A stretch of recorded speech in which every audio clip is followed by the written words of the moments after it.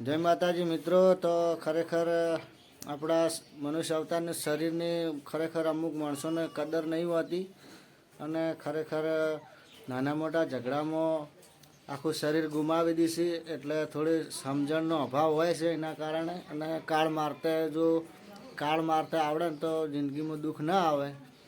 ખરેખર શરીરની કિંમત શું છે ખરેખર આપણો જો એક હાથ ના હોય તો આપણને ખબર પડે કે હાથની કિંમત શું છે। અને જો કદાચ એક આંખ પણ ના હોય તો ખબર પડે કે આંખની શું કિંમત છે। અને જો એક પગ ના હોય ત્યારે ખબર પડે કે પગની શું કિંમત હોય છે। એટલે ખરેખર આખું શરીર ગણવા જાય ને તો ખરેખર અમૂલ્ય છે અને કોઈ મૂલ થાય એવું જ નહીં। ખરેખર એ તો આપણે એક અંગ ના હોય ત્યારે ખબર પડે કે એ અંગની શું કિંમત હોય છે।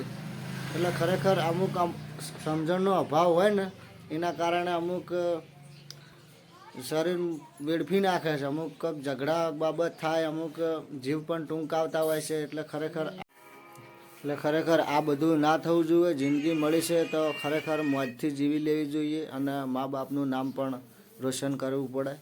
જય માતાજી।